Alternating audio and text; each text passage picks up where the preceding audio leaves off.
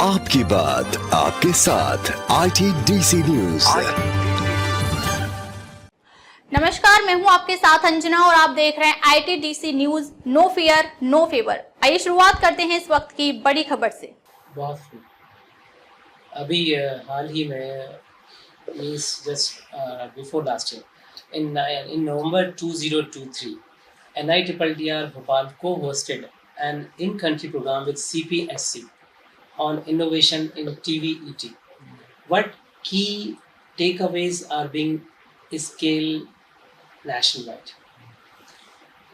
जो आप टीवीटी की बात करें, जो technical vocational education and trainings हैं, आपने हम सब ने महसूस किया है। रादर कोई मैं से पूछे कि आपके लिए क्या यूनिक है राष्ट्रीय शिक्षा नीति में, तो मैं एक सेंटेंस में इसका जवाब इस तरह देना चाहूँगा कि भारत की एकमात्र शिक्षा नीति है जिसमें वोकेशनलाइजेशन ऑफ हायर एजुकेशन, ना केवल हायर एजुकेशन, बस कि स्कूली शिक्षा से लेके उच्चतर शिक्षा तक वोकेशनल एजुकेशन को बहुत बड़ा इम्पोर्टेंट स्पेस दिया गया है। बिल्कुल हर स्तर पे स्कूली स्तर से तरजीह मिली है। हाँ, स्कूली स्तर से लेकर के और उच्च शिक्षा तक स्टूडेंट्स को इतना फैसिलिटेट किया गया है कि कोई बच्चा अगर किसी कारण से ग्रेजुएशन में फर्स्ट ईयर में छोड़ता है तो कुछ वोकेशनल कोर्सेज करके और वो अपने आप को इंडस्ट्री के अनुरूप अपने आप को इस्टेब्लिश करके इंडस्ट्री में कहीं अपनी कैपेबिलिटी कंपेटिबिलिटी की स्टेज को अचीव करता है और उसको कहीं ना कहीं कोई एम्प्लॉयमेंट मिल सकता है। तो ये एक बड़ा बदलाव है शिक्षा नीति के माध्यम से, जिसको हम कहते हैं कि हमारी शिक्षा नीति जो है अब रोजगार परक से चेंज होकर व्यवसाय परक हो गई है। बिल्कुल व्यवसाय। तो हमारा जो शिक्षा का उद्देश्य भी अब ऐसे मानव शक्ति का निर्माण करना है जो व्यवसाय युक्त हो। इसमें जो दृष्टिकोण है वो कौन व्यावसायिक हो गए, वो व्यवसाय को टेकअप करने एज ए प्रोफेशन कहें या एज ए प्रोफेशन कहें, वो स्टूडेंट जो है इंडस्ट्री स्टार्ट कर सके, इंटरप्राइज स्टार्ट कर सके, कोई स्टार्टअप टेकअप कर सके, कुछ एंटरप्रेन्योरल एक्टिविटीज में शामिल हो सके। इस तरह से हमको अगर आप ट्रूली टेक्नोलॉजी और साइंस की फील्ड में बात करें या क्लासरूम टीचिंग की बात करें, तो हमारी अब इस शिक्षा नीति के कारण ये जो क्लासरूम टीचिंग बेसिक साइंस और इंजीनियरिंग के कॉन्सेप्ट्स को पढ़ा करके एप्लीकेशन में कन्वर्ट करने की तरफ जा रही है। भले हम केवल उन कॉन्सेप्ट्स को, डिफिकल्ट इंट्रिकेसीज को विज्ञान और तकनीकी को बच्चों को बताते थे, समझाते थे, के रूप में प्रस्तुत करते थे। अब वो वहां से और आगे निकल के उसको एप्लीकेशन में कन्वर्ट करेंगे और एप्लीकेशन के माध्यम से उस नॉलेज में वैल्यू कैसे ऐड करेंगे जो किसी इंटरप्राइज में कन्वर्ट हो सके। बिल्कुल, how to add values to that. Powerful. हमारा अगला सेगमेंट है digital transformation and campus development. Short term skill courses like engineering workshop skill development FAVE 2025 means 2025 are now hybrid. How are you leveraging e-प्रशिक्षण to reach remote faculty? जो आपने अभी बात की ई-प्रशिक्षण की, engineering workshop skill development जैसे अल्पकालिक जो कौशल पाठ्यक्रम अब जो हाइब्रिड हो चुके हैं, दूरस्थ शिक्षकों तक पहुंच के लिए हमारा ई-प्रशिक्षण प्लेटफॉर्म का उपयोग कैसे हो रहा है, अब आप बताइए। हाँ, हम लोग इस तरह से प्लान कर रहे हैं कि जैसे मैंने अभी आपसे चर्चा में हम लोग बात कर रहे थे जी कि जो मेजर बदलाव आया है राष्ट्रीय शिक्षा नीति के माध्यम से, जिसमें हमारा टोटल शिफ्ट है रोजगार परक से व्यवसाय परक। बिल्कुल। तो इसका ये संदर्भ है, इससे ये निकल के आता है कि हम सारे शिक्षण संस्थानों को शिक्षा को व्यावसायिक दृष्टि से कैसे उसमें हम क्या स्किल्स का कंपोनेंट्स कैसे स्ट्रांगली एम्बेड करें, जिससे कि हमारा जो स्टूडेंट्स है वो व्यवसाय युक्त हो सके। तो अब ये जो एक एरिया है, ये टोटली अनएक्सप्लोर्ड कर सकते हैं, अनएक्सपेंडेड कर सकते हैं, एंड इसके अंदर बहुत काम करने का स्कोप। तो हमारा जो ई प्रशिक्षण का जो डिजिटल प्लेटफॉर्म है उसके माध्यम से हमारा ये प्रयास है, और उस प्रयास हम इस तरह से आपको सब्सटेंशिएट कर सकते हैं कि हमने एक रिसर्च प्रोजेक्ट लिया है कि irrespective of technical education, it could be a higher education, let us say आप एग्जांपल के तौर पे आप बीए का एग्जांपल ले लें, बीएससी के एग्जांपल ले लें, बीकॉम के एग्जांपल ले लें, तो ये सारे जो हायर एजुकेशन के जो दूसरे स्कूल्स ऑफ साइंसेस थॉट्स हैं, इन क्षेत्रों में कैसे व्यावसायिक शिक्षा को लेके आया जाए, ये टोटली अनएक्सप्लोर्ड है। साइंस और टेक्नोलॉजी में, इंजीनियरिंग में तो काफ़ी हद तक एंटरप्रेन्योरशिप और एंटरप्राइज डेवलपमेंट के पहले से ही स्कोप थे, लेकिन आर्ट्स में देखें, अगर आप इवन अगर आप अपनी पत्रकारिता के फील्ड में देखें, और अगर हम ये सोचें कि एक बच्चा हमारी राष्ट्रीय शिक्षा नीति के अनुकूल और अपनी किसी विशेष परिस्थितियों के कारण बीए जो कर रहा था और बीए के फर्स्ट ईयर में छोड़ता है, चाहे वो उसकी आर्थिक स्थिति उसका कारण हो या पारिवारिक दृष्टिकोण हो, जो कोई भी हो, तो अगर वो बीए फर्स्ट ईयर में छोड़ता है तो वो व्यवसाय की दृष्टि से अपने आप को कितना उपयुक्त पाता है। इसके लिए आवश्यक है कि हम पूरी डिटेलिंग करें सब्जेक्ट कॉम्बिनेशन वाइज। जैसे मान लीजिए एक बच्चा है हिस्ट्री और एक लैंग्वेज इंग्लिश और एक हिंदी लेकर बीए कर रहा है, ठीक है, और वो फर्स्ट ईयर के बाद पारिवारिक स्थितियों के कारण छोड़ देता है। जी हाँ। तो हम उसका बेसिक नॉलेज देखें तो वो +2 तक का था, बिल्कुल था, और एक उसने हिस्ट्री और लैंग्वेज के पेपर वो फर्स्ट ईयर में पढ़े। तो क्या हम हिस्ट्री को लेकर के कोई ऐसा व्यवसायिक कोर्स तैयार करें जो उस बच्चे की नॉलेज और उसके अपने प्रीवियस एक्सपीरियंस के और लर्निंग को व्यवसाय की दृष्टि से, जैसे कि म्यूजियम्स में एज ए ओरेटर क्यूरेटर बन सके वो, क्योंकि म्यूजियम्स में हिस्ट्री का बहुत बड़ा है। हाँ। या आप जैसे किसी रीडर के साथ स्क्रिप्ट राइटिंग में असिस्टेंट का काम कर सके, बिल्कुल हो सकता है। जो हिस्टोरिकल इनपुट्स हैं वो लेके आ सके उसमें, बिल्कुल उसकी क्या दृष्टि है। और इसी तरह से जो आर्कियोलॉजी है या जो एएसआई के जो विभाग हैं उनके साइंटिस्टों के साथ असिस्टेंट का काम कर सके। और ऐसे बहुत सारे दूसरे चीजें हम ला सकते हैं।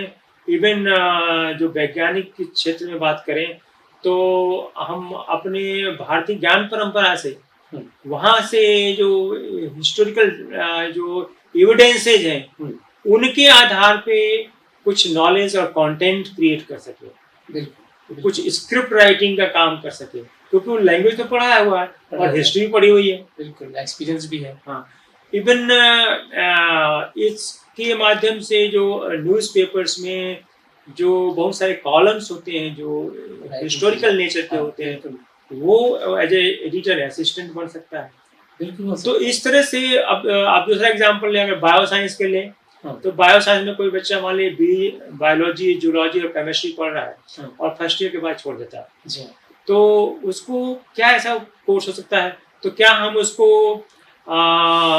पैथोलॉजी असिस्टेंट का एक ऐसा कोर्स क्रिएट करें जिसमें कि वो ब्लड सैंपल्स को कलेक्ट करना घर में जाकर के, और ब्लड के, यूरिन के सैंपल, स्टूल के सैंपल्स को एनालाइज करना माइक्रोस्कोपिक टेक्निक से, कलरीमीटर, स्पेक्ट्रोमीटर, इस तरह से ग्लासोमीटर जैसे इंस्ट्रूमेंट यूज करना, आरबीसी, डब्ल्यूबीसी काउंट करना पर माइक्रोस्कोप के टेक्निकल नो हाउ देगा। ये इतनी एक छोटे से कोर्स 4 क्रेडिट के कोर्स के माध्यम से उसको एक पैथोलॉजिस्ट डॉक्टर का असिस्टेंट के रूप में बनाया जा सकता है, बिल्कुल, ताकि उसका जो पढ़ा हुआ नॉलेज है वो बेकार न जाए, और वो अपनी आर्थिक हिस्ट्री को सुदृढ़ करने के बाद वो पुनः मल्टीपल एग्जिट और मल्टीपल एंट्री का वो स्कीम का फायदा लेकर के पुनः अपने जो उसका लर्निंग पाथ हुए था उसमें अपने आर्थिक स्थिति को मजबूत करते हुए दोबारा आ जाए,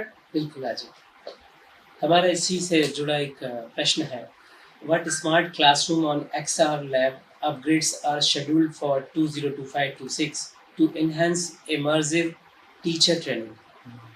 यानी जो हमारी शिक्षक प्रशिक्षण की इमर्सिव के लिए जो अपने क्लासरूम बनाए हैं वो अपडेट निर्धारित हैं 2025-26 में।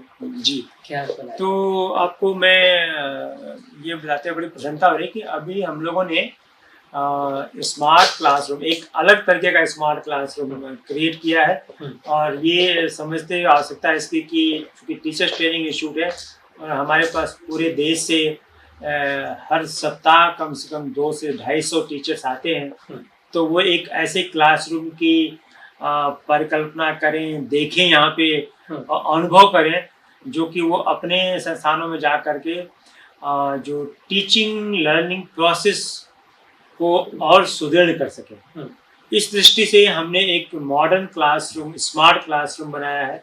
मेरा मतलब वो स्मार्ट प्रेजेंटेशन और स्मार्ट डिस्प्ले सिस्टम से नहीं है, बल्कि हमने एक ऐसा क्लासरूम बनाया है जिसके अंदर क्लासरूम के अंदर सब क्लासरूम्स हैं। जैसे मैं चाहूँगा कि आप देखें भी, अच्छा लगेगा आपको। उस क्लासरूम में 6 टेबल हैं और 6 टेबल पे, एक टेबल पे 7 टीचर्स या विद्यार्थी बैठ सकते हैं और उन सभी 6 टेबल्स के अपने डिस्प्ले सिस्टम है। और जो हेड टीचर है, जो मास्टर टीचर है, उसका अपना है डिस्प्ले सिस्टम है। तो वो 6 के 6 अपने पे डिस्कशन कर सकते हैं, डिस्प्ले कर सकते हैं उस 7 के लिए, 6 से 7 लोगों के लिए, और वो दूसरों के लिए, पूरे क्लास के लिए भी कर सकते हैं। अच्छा, इसी तरह से मास्टर भी कंट्रोल कर सकता है कि एक प्रॉब्लम असाइनमेंट इंडिविजुअल 6 टेबल्स को दे सकता है और वो 6 के टेबल के अपने जो टीचर्स हैं या स्टूडेंट्स, जो भी लर्नर्स हैं, वो उसको, उस प्रॉब्लम को इंटरैक्टिवली, कोऑपरेटिवली, कोलैबोरेटिवली उसको रिजॉल्व करके और उसको उसका सॉल्यूशन प्रेजेंट कर सकते हैं। Master presentation. तो class within class, okay, like Zoom में जो मीटिंग्स होती हैं उसके अंदर जो सब क्लासेस बनती थी, बट जूम की मीटिंग में थोड़ा अंतर है कि आप वन में ट्रैफिक है। हाँ जी, वो इंटरेक्शन उतना स्ट्रांग नहीं है। यहाँ पे ये जो हमारा एक्सपेरिमेंट है, ये जो कोलैबोरेटिव लर्निंग है, उसको स्ट्रांग करता है। ओके, कोलैबोरेटिव लर्निंग में क्या है कि आप कुछ एक ग्रुप, एक समूह जो है, एक प्रॉब्लम को एड्रेस करने के लिए सामूहिक प्रयास करता है, कोलैबोरेट करता है एक दूसरे के साथ। तो हो सकता है कि एक व्यक्ति उसमें हिस्ट्री का हो, एक सोशियोलॉजी का हो, इकोनॉमिक्स का हो और एक टेक्नोलॉजी का हो, और कोई एक सोसाइटी की प्रॉब्लम्स को हम सब मिलकर सॉल्व करना चाहते हैं। तो हम कोलैबोरेट कर रहे हैं वहाँ पे, डिफरेंट टेबल पे हमने एड्रेस किया और उसको कोलैबोरेटिवली सामने ले आए। हाँ, और उसका जो सलूशन है, वो सलूशन दूसरे ग्रुप्स के साथ जो हो सकता है कि वो अपने किसी अन्य प्रॉब्लम में, चाहे वो इंजीनियरिंग का ग्रुप हो, उसमें इलेक्ट्रिकल, इलेक्ट्रॉनिक्स, कंप्यूटर और मैकेनिकल के टीचर हैं, तो उनसे साझा कर सकता है और वो वाइस वर्सा भी कर सकते हैं। बहुत इस कोशिश को हम जरूर देखना चाहेंगे आज। आपको बहुत अच्छा लगेगा, आप जरूर देखें इसको। और हमारे इसके बाद 2 सेगमेंट बचते हैं और उन सेगमेंट्स में जाने के पहले हम कुछ सेकंड का एक अंतराल ले रहे हैं। जाइएगा नहीं, कुछ सेकंड में फिर वापस मुलाकात आपके साथ ITDC। थैंक यू जी, धन्यवाद। 2 मिनट का break. Welcome back to your show words with Virendra. और हम अगले सेगमेंट में आ गए हैं। हमारा अगला सेगमेंट है national outreach and social impact. NITTR Bhopal frequently conducts capacity building programs in Goa and Vidarbha under the Vikasit Bharat at 2047 banner. How do these training catalyze regional upskilling? जो विकसित भारत के तहत हम गोवा और विदर्भ में क्षमता निर्माण कार्यक्रम कर रहे हैं, इसमें क्षेत्रीय कौशल विकास को कैसे आप गति देते हैं? कौशल विकास की दृष्टि से अगर बात करें तो हम लोगों ने अपने यहाँ 2-3 स्तर पे बड़े पैमाने पे काम कर रहे हैं। एक शिक्षकों के अंदर कौशल विकास और दूसरा छात्रों। तो ये दोनों प्रयोग हम लोग यहाँ पे कौशल के लिए जो आवश्यक इंफ्रास्ट्रक्चर चाहिए, जी जिसमें आज की डेट में कौशल की दृष्टि से हम सबको पता है कि डिजिटल मैन्युफैक्चरिंग का एरा है। बिल्कुल। डिजिटल मैन्युफैक्चरिंग का एरा होने का अभिप्राय ये है कि आने वाले समय में जो मैन पावर की रिक्वायर्ड है वो ना केवल मशीनों को चलाने में सक्षम हो, बल्कि वो इंटरनेट और इंटरनेट ऑफ थिंग्स या इंडस्ट्रियल इंटरनेट ऑफ थिंग्स कहें, जिसमें मशीनों को ऑटोमेशन के माध्यम से, इसमें रोबोटिक्स एक उसका एग्जांपल है, और सेंसर एंड कंट्रोल के और इंटरनेट के माध्यम से रिमोटली उसको एक्सेस कर सकें, और ना केवल एक्सेस कर सकें बल्कि उनको ऑपरेट कर सकें, कंट्रोल कर सकें। इसका मुख्य उद्देश्य ये है कि आने वाले समय में जो एक्चुअल स्किलिंग की रिक्वायरमेंट है वो ना केवल चीज़ों को प्रोड्यूस करे, बट प्रोड्यूस करने के साथ साथ उसमें एनर्जी इफिशिएंसी और इन्वायरमेंट को नुकसान न पहुंचाने की दृष्टि भी हमारे कुशल मैन पावर के आवश्यक गुणों में से एक अभिन्न अंग हो गया है। अब हम वो समय आ गया है कि हम इस बात से कंप्रोमाइज़ नहीं कर सकते कि हमारे प्रोडक्शन लाइंस में एनर्जी का वेस्टेज हो। हम इस बात से कंप्रोमाइज़ नहीं कर सकते कि मटेरियल्स वेस्टेज हो। हम इस बात से कंप्रोमाइज़ नहीं कर सकते कि हमारा एनवायरनमेंट दूषित हो।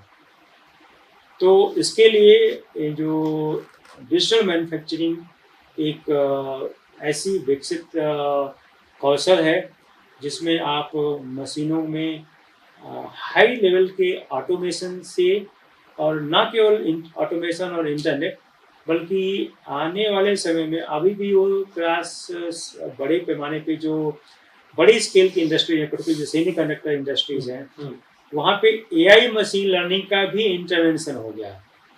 ओके। जिसके कारण जो, अगर मान लीजिए एग्जांपल के तौर पे एक कोई आप बोल्ट बना रहे हैं जी, और उस बोल्ट में ऑटोमेशन के माध्यम से एक उस साइज का रॉड फीड हो रहा है, और जो सीएनसी मशीन है वो रिक्वायर्ड थ्रेड उस बोल्ट के अंदर जनरेट हो रही है, और लास्ट में उसको हेड को काउंट करके उसको सेपरेट करती है और दूसरा फीड आता है, और ये प्रोसेस चलती रहती है। बिल्कुल।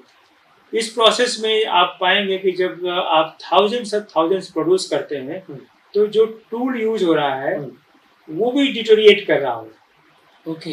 तो जो आपके बोल्ट के में जो थ्रेड्स थे, वो थ्रेड्स के डायमेंशंस चेंज होंगे, क्वालिटी चेंज हो रही है, इस पर क्वालिटी पे इफेक्ट हो रहा है, और एक स्टेज के बाद ऐसा आएगा कि वो जो बोल्ट हैं वो उपयोग के युक्त नहीं होंगे, नहीं बचेंगे। हाँ। तो इसमें ऑटोमेशन और इंटरनेट ऑफ थिंग्स की टेक्नोलॉजी इस तरह से यूज की गई है कि उस मशीन के ऊपर इमेज प्रोसेसिंग के कैमरा लगाए गए हैं, जो कि इमेज को रियल टाइम में ग्रैब करके उसकी डायमेंशनल डिटेल को मैप करते हुए और टूल के इनपुट्स को फीड देगा कि टूल को अपने आप में क्या चेंज करना है, जिससे कि या तो टूल को खुद को चेंज कर देना है या उसी टूल्स को थोड़ा आगे प्रोग्रेसिव करना है कि जो टूल में जो थ्रेड बना रहा था, थ्रेड की डेप्थ और थ्रेड के एंगल मेंटेन रहे। यानी हम जो प्रिसीजन की बात कर रहे हैं वो कंप्लीट। तो इससे आप देखेंगे कि ना केवल हमको एक जैसे थाउजेंड स्पीसीज एक क्वालिटी के मिलेंगे जो रिप्रोड्यूसिबल होंगे हर तरह से, बल्कि उसमें जो वेस्टेज होता था वो कम हो जाएगा। यानी हम जो बात करते हैं साइंस की लैंग्वेज में आइडियल मशीन की तरह बढ़ा देने की कोशिश। तो उसको हम लोग टेक्नोलॉजी की फील्ड में कहते हैं कि zero defects zero effects. Defects means कि कोई उसके अंदर कमियां नहीं आएगी, इफेक्ट्स मीन्स इन्वायरमेंट को वो भी नहीं प्रभावित करेगा। अगर मान लीजिए उसमें से कुछ वेस्टेज हो जाते तो उसको या तो आप स्क्रैप करते, स्क्रैप को करने के लिए उसको आप मेल्ट करते, यानी जीरो प्रोड्यूस, तो वहाँ पे आप दोबारा एनर्जी उसमें इन्वेस्ट कर रहे होते। बिल्कुल लगा रहे हैं। तो आप ना केवल हम इस प्रोसेस में डिफेक्ट्स को कंट्रोल कर रहे हैं, बल्कि उस प्रोसेस में होने वाले दूसरे जो साइड इफेक्ट्स हैं जो जैसे कि प्रोसेस रीप्रोसेस करने के लिए आपको एनर्जी चाहिए। एनर्जी मतलब कार्बन इमिशन, कार्बन इमिशन मतलब इन्वायरमेंट को प्रभावित करना। तो डिफेक्ट्स और इफेक्ट्स दोनों को कंट्रोल करते हैं डिजिटल मैन्युफैक्चरिंग प्रोसेस के माध्यम से। तो हमारा सेंटर जो है डिजिटल मैन्युफैक्चरिंग का एक centre of advance siemens company के साथ अराउंड 120 करोड़ रुपीस की इन्वेस्टमेंट से हमने यहाँ एस्टेब्लिश किया। ये टाइप के उसमें आता है या एमओयू में आता है? हमने उनके साथ एमओयू साइन करके और उन्होंने इसमें करीब हमको 100 करोड़ रुपए का software industrial licence free provide किया है और हार्डवेयर का कंपोनेंट वो हमने खुद इन्वेस्ट किया है।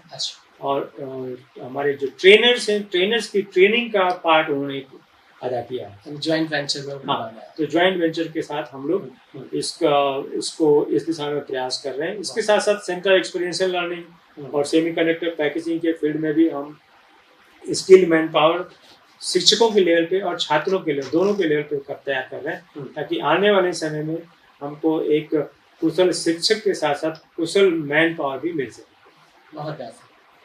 इसी में चूंकि सोशल इम्पैक्ट की बात है तो एक प्रश्न EERC इंडिया यानी कि the eco earth institute and research centre आपसे अपनी चिंता को साझा करता है और प्रश्न रखता है कि क्या हम कार्बन बैंकिंग की तरफ आगे बढ़ना चाहते हैं?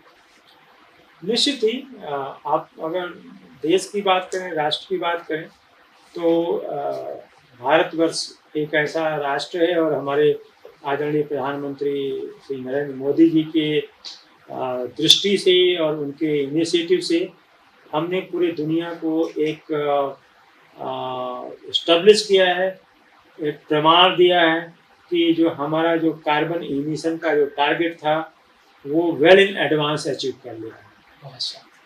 बहुत अच्छा। और ये संभव हो सका है सोलर एनर्जी और फोटोवोल्टाइक प्लांट्स की बड़े पैमाने पे प्लांट लगाने के कारण और सोलर एनर्जी प्रोड्यूस करने के कारण। इसके साथ जो दूसरे अन्य जो सोर्स हैं जो ग्रीन एनर्जी की, उसमें भी देश में बड़े पैमाने पे काम कर रहा है। हम लोग भी ग्रीन एनर्जी टेक्नोलॉजी के यहाँ पे लैब यहाँ इस्टेब्लिश कर रहे हैं।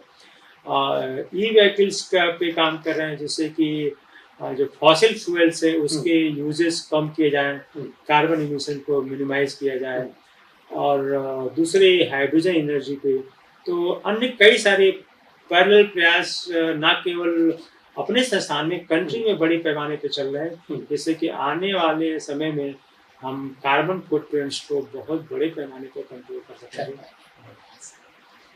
हमारा फाइनल सेगमेंट है आज के लिए leadership and personal insight from researcher to director. Your journey spans the decades, 3 decades. Which leadership principle keeps you grounded while steering such diverse faculty development mandate? शोधकर्ता से निदेशक तक की आपकी जो 30 वर्षीय यात्रा है उसमें ऐसा कौन सा नेतृत्व सिद्धांत आपको प्रेरित करता है, विशेषकर इतने विविध प्रशिक्षक विकास दायित्व संभालते हुए? देखिए ये बहुत ही पर्सनल प्रश्न है और दूसरों के लिए इंस्पिरेशनल बन सकता है, इसलिए हमारी जरूरत है।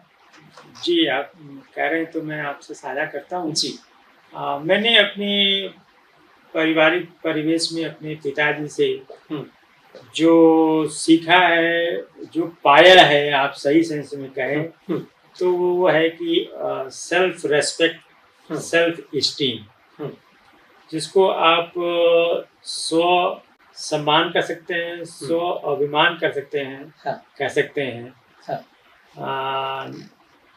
जो आपको उन सारी परिस्थितियों में, सारी जो आपके विकट समय हैं उनको सरल करने में आपको हेल्प करता है। क्योंकि जब आप अपनी स्वाभिमान के साथ कोई काम करते हैं तो वो हमेशा आपको, आपकी चेतना जागृत रहती है और आपको लगता है कि कोई भी काम असंभव नहीं है।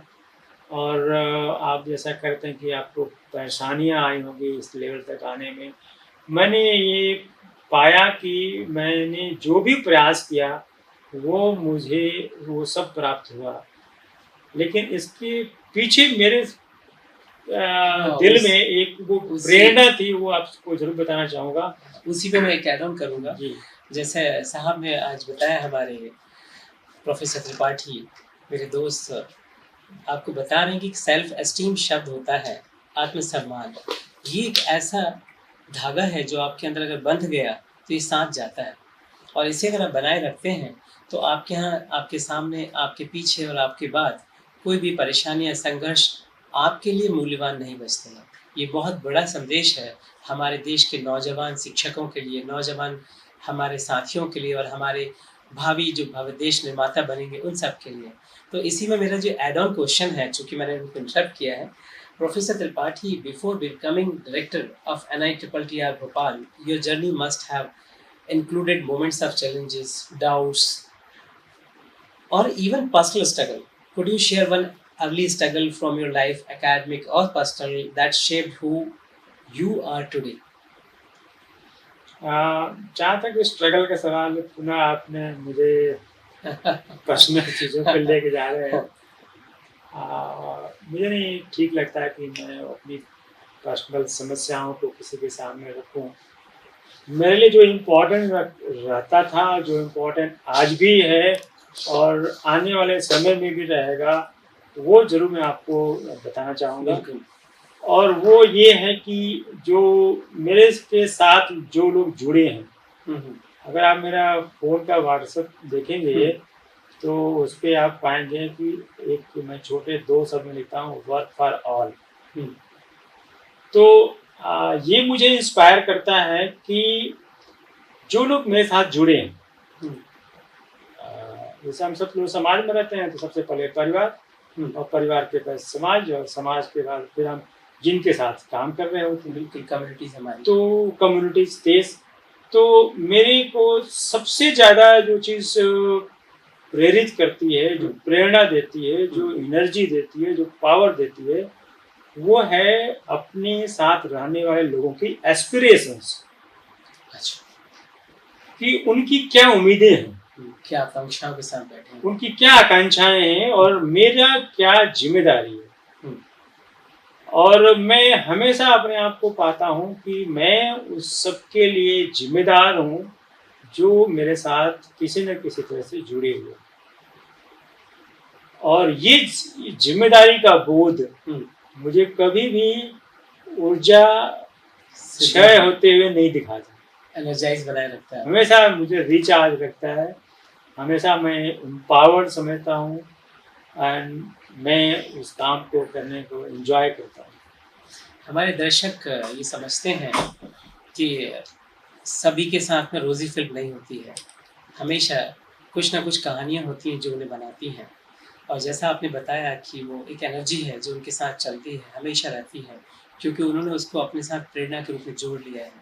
पर कोई ना कोई ऐसा संस्मरण आपको याद आता है जो आपको कहता हो कि आज की स्टोरी जो आज दिखती है वो उस घटना की देन है आपकी ज़िंदगी के पुराने समय में, जो हमारे दर्शकों के साथ एक संस्मरण नहीं रह जाएगा, वो एक साझा बनेगी उनके लिए इंस्पिरेशन, देश के लिए इंस्पिरेशन। क्योंकि आप एक संगठन के प्रमुख नहीं हैं, आप नेशनल इम्पोर्टेंस के संस्थान के प्रमुख हैं जो देश को देखता है और देश के लिए। अगर आप घटना की बात करें तो मैं एकेडमिक्स में जो पिछले करीब 22 साल से हूँ मैं जी, और उसके पहले करीब 15 साल में इंडस्ट्री में था जी, तो 15 और 22 37 साल, 37 ईयर्स का ये जो पीरियड है एकेडमिक और इंडस्ट्रियल लाइफ है, इसमें मैंने ये प्राप्त किया कि मेरे पास शुरू के दिनों में जो इंडस्ट्री में जो छात्र आते थे as a trainee, as a apprentice, as a newly recruited man power, तो मैंने ये महसूस किया कि उनके अंदर क्षमता तो है काम करने की, जिन चीज़ों को जानने की इच्छा है, लेकिन उनके अंदर स्किलिंग का बहुत अभाव है। और इसके कारण मैंने अपना इंडस्ट्री का जो सरकारी इंडस्ट्री थी हरियाणा गवर्नमेंट की, उसको छोड़ करके और एकेडमिक्स में आने के लिए करीब 2003 से 2007 तक पीएचडी किया और एक प्राइवेट में संस्था में काम किया। मेकअप किया अपने आप को इसमें। हाँ, जो एक बड़ा ही टर्निंग पॉइंट था मेरे लिए। मेरे जितने मित्र थे भारत सरकार के अन्य विभागों में, क्योंकि हम लोग गवर्नमेंट में थे तो गवर्नमेंट के साथ हमारा काफ़ी इंटरेक्शन होता था। डिपार्टमेंट साइंस टेक्नोलॉजी, डीएसटी, उनके साथ फंडेड प्रोजेक्ट्स पर हम लोग रिसर्च पे काम करते थे इंडस्ट्री में, डिफेंस प्रोडक्शन के लिए। तो सब लोगों का यह कहना था कि ये समझदारी नहीं है कि जॉब छोड़ करके और आप प्राइवेट में जाएं, 360 डिग्री टर्न लेंगे। हाँ, तो ये मेरे बड़ा निश्चित ही टर्निंग पॉइंट था। लेकिन मैंने सोचा कि मुझे एकेडमिक्स में जाना चाहिए, जहाँ पे एक अच्छे कौशल युक्त बच्चों का, स्किल्स का, मैन पावर का हम निर्माण कर सकें। और यही कारण था कि मैं इंडस्ट्री की करीब 13 साल की सरकारी नौकरी छोड़ के और फिर प्राइवेट में आया और फिर समय के साथ फिर मैं पुनः सरकारी संस्थाओं में आ गया। लेकिन एक बहुत बड़ा बदलाव था मेरी लाइफ में। बहुत खूब। यानी हम समझ सकते हैं, हमारे दर्शक भी इस बात को स्वीकार करेंगे कि यदि आपके अंदर जज्बा है और आपको कुछ कर गुजरना है तो फिर चैलेंजेस को फेस करना है, डरना नहीं है। इस बात को उन्होंने आपके सामने रखा है, कैसे गवर्नमेंट सेक्टर को छोड़कर फिर वापस प्राइवेट सेक्टर को टच करना और स्टडी को भी जारी करना और एक समय के बाद फिर वापस आपके सामने गवर्नमेंट सेक्टर में आना। बहुत शानदार। और हमारे फाइनल क्वेश्चन आज के लिए, last but not the least, if you could, कोशिश बढ़ते जा रहे हैं। लास्ट क्वेश्चन है, if you could leave one enduring mantra with every technical education teacher in India, what it would be? अगर टीचर्स के लिए बात करते हैं तो आप यहाँ पे एक मंत्र लिखा हुआ है जो आचार्य चाणक्य ने दिया है। मुझे लगता है कि ये हम सभी शिक्षकों के लिए बहुत इम्पोर्टेंट है। मैं शिक्षक हूँ, यदि मेरी शिक्षा में सामर्थ्य है तो मैं अपना पोषण करने वाले सम्राटों का निर्माण मैं स्वयं कर लूँगा। अद्भुत। यही मंत्र है और मेरे सामने हमेशा रहता है। Thank you, Professor Tripathi, for sharing not just your vision, but a mission that touches classrooms, campuses, and communities across India. From blackboards to smart boards, NITTR Bhopal is teaching the minds. Teaching the minds that will train the nation, With that inspiring journey, this is ST Virendra signing off. Stay curious, stay committed, and as always, keep watching Words with Virendra. Thank you, Bhopal, Madhya Pradesh, ITDC. Thank you very much. आपकी बात आपके साथ ITDC news. खबरों में अब तक के लिए बस इतना ही। फिर होगी आपसे मुलाकात एक ऐसी ही बड़ी खबर के साथ। तब तक के लिए नमस्कार और देखते रहिए ITDC news, no fear no favour. अगर आपको वीडियो पसंद आई हो तो लाइक करें व चैनल को सब्सक्राइब करें। ऐसे लेटेस्ट अपडेट पाने के लिए बेल आइकन प्रेस करना ना भूलें। अगर आप हमें फेसबुक के माध्यम से देख रहे हैं तो हमारे पेज को फॉलो जरूर करें। धन्यवाद।